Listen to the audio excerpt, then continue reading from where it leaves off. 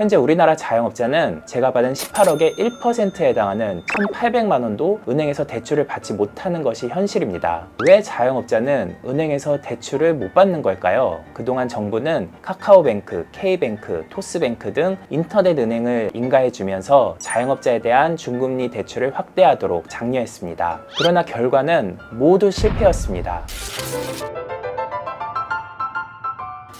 안녕하세요, 창토의 노승입니다. 지난 시간에는 제가 20억 가까운 우리 사회의 지원을 받아서 여기까지 올 수 있게 됐다고 말씀드렸습니다. 오늘은 그럼 그 돈으로 제가 무엇을 할 계획인지 창톡의 사업 계획에 대해서 소상히 말씀드리고자 합니다. 먼저 창톡에 대해 설명드리면, 창톡은 전국 장사고수 수백 명을 모아 가까운 소상공인과 1:1 멘토링을 해드리는 서비스입니다. 자영업자 대부분이 전 재산을 바쳐서 난생 처음 창업을 하면서도 어디 물어볼 사람이 없어 막막한 경우가 많은데요. 이럴 때 가까운 선배 창업가나 장사 고수분과 만나서 또는 전화나 영상통화로 고민 상담을 받을 수 있게 창톡이 도와드리려 합니다. 저희 자랑이라 좀 쑥스럽지만 상담을 받고 매출이 크게 오르거나 용기를 얻었다며 후원금을 보내오실 만큼 창톡에 대한 만족도가 매우 높게 나오고 있습니다. 장사 고민 있으신 분들은 한 번쯤 이용해 보시면 좋을 것 같습니다. 그럼 창톡이 단순히 장사 고수와 멘토링만 연결해 주느냐 하면 그건 아닙니다. 이것만으로는 요즘 같은 투자 혹한기에 무려 20억 가까운 투자와 지원을 받지 못했을 겁니다.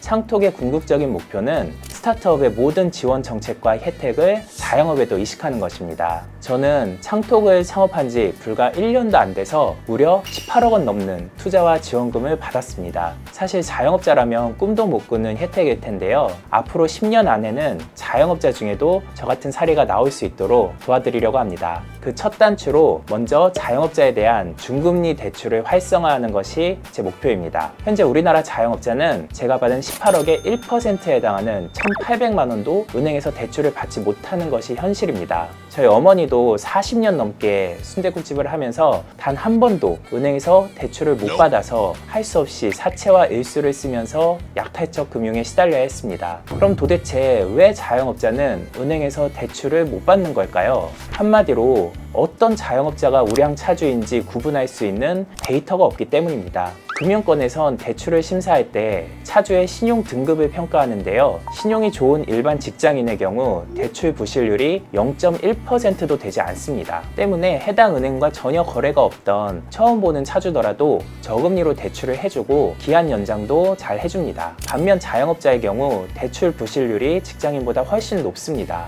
장사라는 게 평소엔 잘 되다가도 트렌드가 바뀌거나 코로나 같은 사태가 터지면 매출이 확 줄어서 가게가 문을 닫을 수 있기 때문입니다. 상황이 이렇자 은행에서도 돈을 떼일까봐 불안해서 자영업자에 대한 대출 자체를 꺼리게 되고, 그럼 급전이 필요한 자영업자는 울며 겨자 먹기로 이자가 비싼 사채, 일수 같은 제3금융권에 손을 벌리게 되는 게 현실입니다. 하지만 이때부터는 빚이 눈덩이처럼 불어나서 아무리 장사를 열심히 해도 원금조차 갚기 어려운 약탈적 금융의 덫에 빠지게 됩니다.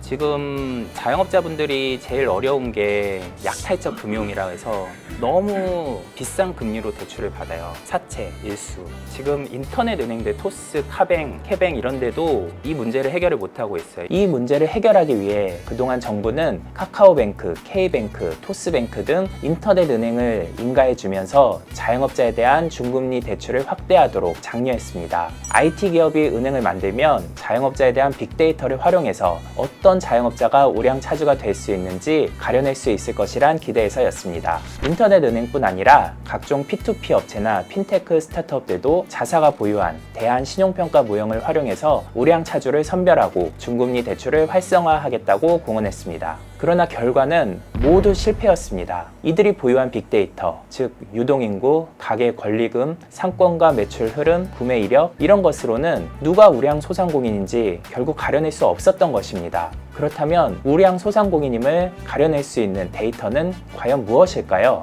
창톡은 자영업자의 학습 행동 데이터가 그 답이라고 생각합니다. 끊임없이 공부하는 자영업자야말로 코로나 같은 전대미문의 위기 속에서도 살아남을 수 있는 우량소상공인으로 가는 유일한 길이라는 게 창톡의 가설입니다. 사실 이건 제가 장사 고수분들을 많이 만나면서 아이디어를 얻은 겁니다. 저는 매경 창업 전문 기자로 10년 넘게 근무하면서 전국에서 수백 명의 장사 고수분들을 인터뷰했는데요. 이들의 공통점은 가게 안에만 있지 않고 끊임없이 가게 밖으로 나와서 공부를 한다는 것이었습니다. 새로운 가게가 생기면 가서 먹어보고 살펴보고, 새로운 마케팅 도구가 생기면 돈 들여서 또 해보고, 다른 고수들과 교류하면서 정보를 주고받고, 네트워킹 모임에도 열심히 나가고 컨설팅도 받고, 매달 이런 활동을 하는데 매출의 3%에서 많게는 10%까지 재투자를 꾸준히 하는 분들이 많았습니다. 이건 한마디로 기업의 R&D 활동에 해당합니다. 삼성전자, 네이버, 셀트리온 같은 업계 1등 기업들은 매출의 무려 20% 이상을 R&D에 재투자할 만큼 끊임없이 학습하고 변화에 대응하기 위해 노력합니다. 자영업자분들 중에도 분명 가게 밖으로 나와서 이렇게 R&D를 하는 장사 고수분들이 많이 있었습니다. 그런데 문제는 이분들이 쓰는 비용과 시간이 데이터로 집계가 되지 않는다는 것이었습니다.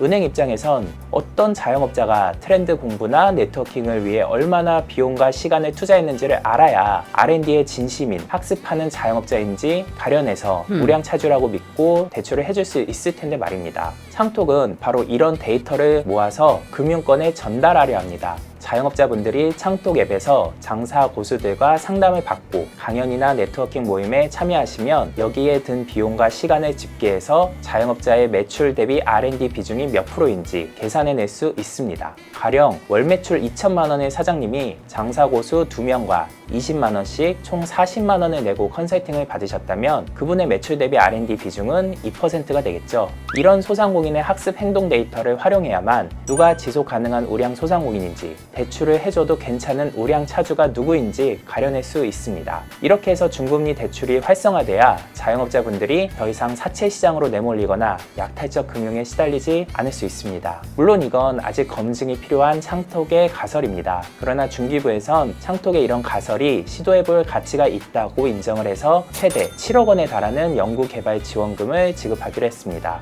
하버드 비즈니스 리뷰는 현대사회에서 성공하는 리더의 조건으로 학습 민첩성을 꼽았습니다. 끊임없이 변화하는 시대에 살아남으려면 끊임없이 배우고 익혀야 한다는 겁니다. 자영업자도 마찬가지입니다. 금융권에서 인정받아서 좋은 조건으로 금융을 조달받으려면 내가 얼마나 학습하는 자영업자인지 데이터를 남겨서 증명을 해야 합니다. 현재로선 이를 증명할 수 있는 방법이 창톡을 많이 이용하는 것뿐입니다. 자영업자가 학습할 수 있는 전문 플랫폼이 창톡 외에는 지금은 전무하기 때문입니다. 결과적으로 창톡 광고가 되긴 했지만 저는 이것만이 자영업자의 약탈적 금융 문제를 해결할 수 있는 가장 합리적이고 현실적인 대안이라고 생각합니다. 그래서 전국의 장사 고수분들을 200명 넘게 모셔와서 창톡을 만들었습니다. 오늘의 결론, 끊임없이 공부하는 자영업자만이 지속 성장할 수 있다. 그리고 그것을 데이터로 증명해야만 은행에서 중금리 대출을 받을 수 있다. 여러분의 R&D 투자율은 몇 %인가요? 이 수치가 낮다면 창톡에서 여러 장사 고수분들을 만나보시고요. 이 수치가 높다면 창톡이 그것을 증명해서 중금리 대출을 받을 수 있도록 최선을 다해서 도와드리겠습니다.